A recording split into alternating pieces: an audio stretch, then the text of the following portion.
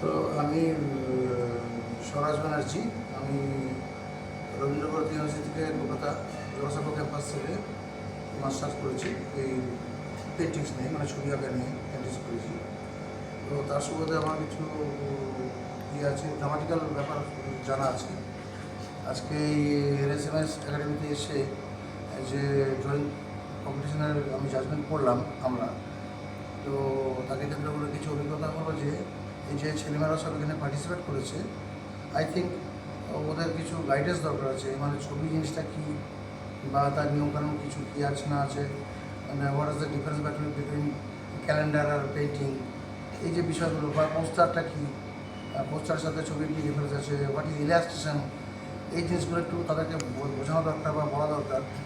যেটা অনেকটা বলতে গেলে থিওরিটিক্যাল পার্ট হচ্ছে বটে, কিন্তু এই থিওরিটিক্যাল পার্টের সঙ্গে কিন্তু ছবি আঁকার সরাসরি সম্পর্ক আছে। তো সেইগুলো যদি জানা যায় তাহলে কিন্তু ছবি আঁকার ব্যাপারটা আলটিমেট পরিষ্কার পরিচ্ছন্ন হয়। আর রইল বাকি হাতের কাজ।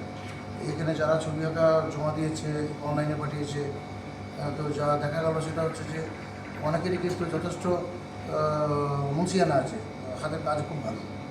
মনে পড়ছে একটা ছবি, অরিজিৎ সিংয়ের ছবি এঁকেছে সে, তো সেটা ছবি হিসাবে কতটা সাকসেসফুল সেটা না, কিন্তু কাজটা কিন্তু ভালো করেছে, পেন্সিলের কাজটা খুব ভালো করেছে।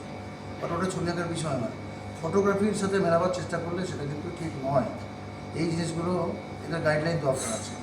আর কিছু কিছু ছবি যেগুলো সিলেক্টেড হয়েছে সেগুলো সম্পূর্ণ ছবির যে গুণাগুণ, সেই গুণাগুণটা বজায় সম্পূর্ণ আছে। আমরা যখন উপন্যাস পড়ি, কোনো উপন্যাসটা একটা স্টাইলে চলে, একটা ধাঁচে চলে, সেই উপন্যাসটাকে যখন সিনেমা করা হয় সেই সিনেমাটা কিন্তু সিনেমাটিক হয়ে যায়, উপন্যাসের সাথে তার পুরোপুরি মিল থাকে না। এই ব্যাপারটা খানিকটা এরকমই, যে ছবি আঁকার ব্যাপারটা একটু বোঝা দরকার আছে। এর জন্য কনসেশন, হ্যাঁ। তবে এই যে উদ্যোগ, এই একাডেমির তরফ থেকে, মানে আমাদের এই ইনস্টিটিউটের তরফ থেকে যে উদ্যোগ, সেই উদ্যোগটা সাধুবাদ জানায় যে এইরকম উদ্যোগ দরকার আছে। এই করেই আস্তে আস্তে হবে, ছেলেমেয়েরা শিখবে। এটুকুই জাস্ট বলছি। ধন্যবাদ।